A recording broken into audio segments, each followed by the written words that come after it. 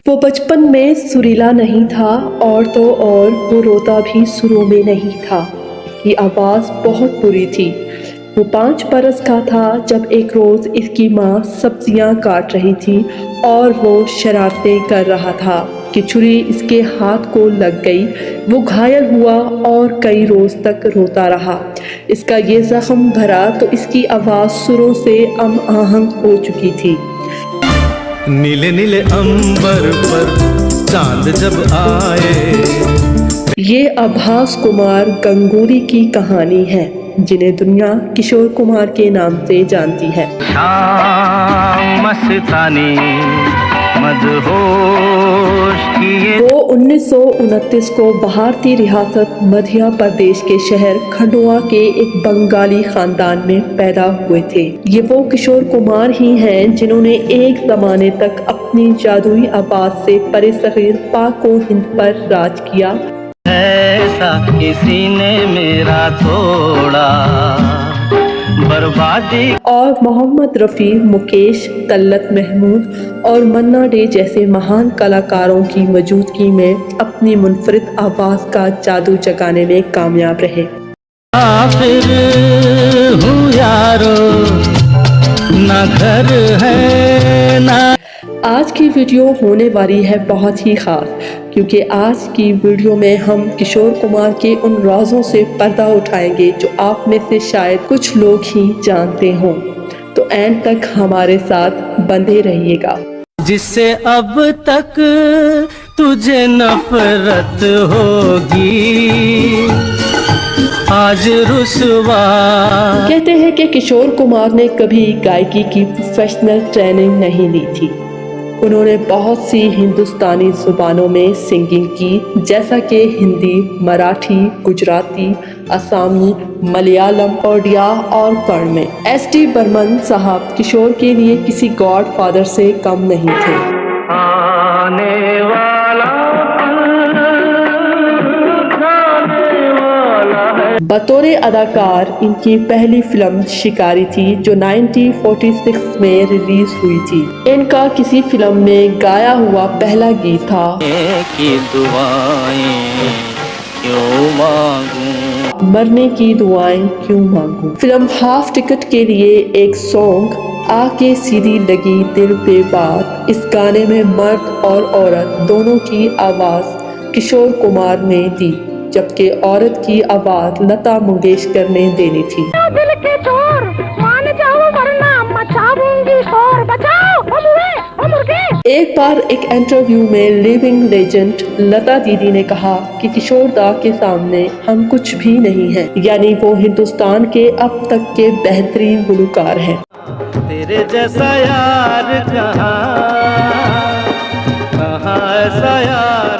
किशोर कुमार की yodelling Jimmy Rogers और takes Morton से इंस्पायर थी। नौजवानों में बेहद मकबूल होने वाले सिंगर ने 8 फिल्म फेयर अवार्ड जीतने का रिकॉर्ड अपने नाम किया, जो कि अब तक के किसी गुलकार ने इस रिकॉर्ड को नहीं तोड़ा। की रानी कब आएगी तू, आए रुत मस्तानी कब आए। किशोर कुमार के नाम पर एक अवार्ड है जिसे किशोर कुमार अवार्ड कहा जाता है। ये हिंदी सिनेमा में कंट्रीब्यूशन के लिए लोगों को दिया जाता है। मौसीकार और फनकार बप्पी लहरी किशोर कुमार के भांजे हैं।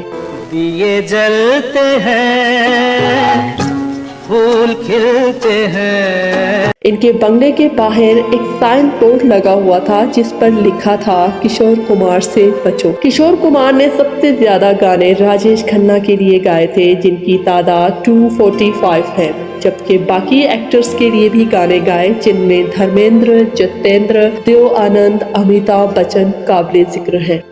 पल दिल के पास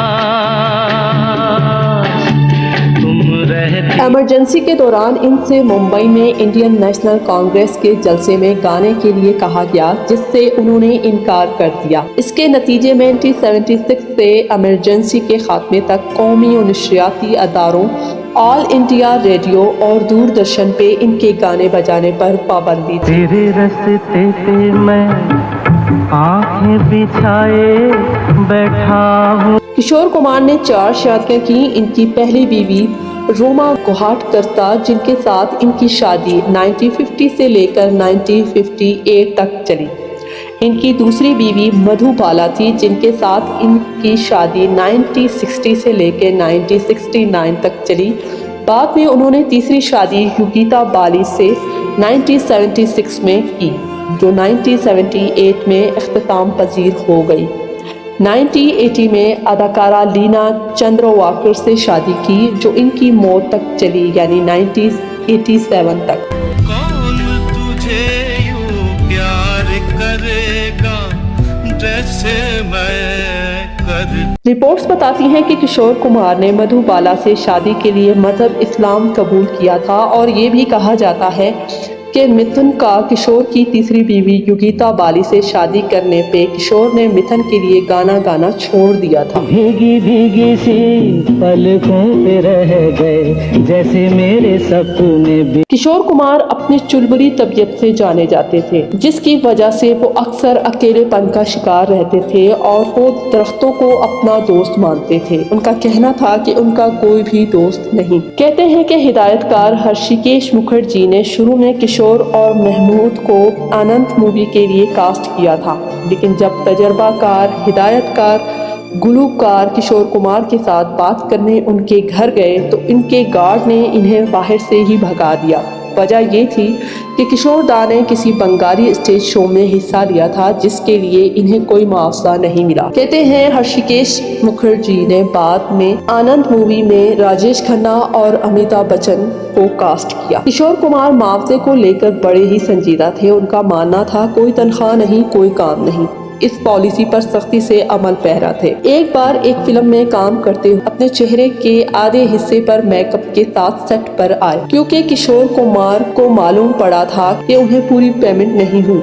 यूं डायरेक्टर के पूछने पर उन्होंने जवाब दिया, आधा पैसा आधा मेकअप। मशहूर गाना 5 रुपए 12 आने इंदौर के एक कॉलेज की कैंटीन से जुड़ा था, क्योंकि उन पर कैंटीन के 5 रुपए 75 पैसे वाजिबुल आत थे। पिछली याद भुला दो, पिछली याद। तमाम हुकूमतों यानी कांग्रेस और अब तक की जो हुकूमतें हैं, उन्होंने कभी भी किशोर कुमार पर तवज्जो नहीं दी। 1000 से ज्यादा गुलकारों को पद्म श्री अवार्ड से नवाजा गया, लेकिन किशोर दा को ऐसा कोई अवार्ड नहीं मिला। लेकिन यहाँ एक बात कहती चलूं, किशोर दा के लिए इज्जत इस पद्म श्री अवार्ड से कहीं ज्यादा है। वो करोड़ों हिंदुस्तानी दिलों पर राज करते हैं। लेजेंडरी गुलकार अपनी सुरीली आवाज़ और लाजवाब ट्रैक्स के लिए हमेशा मशहूर रहेंगे।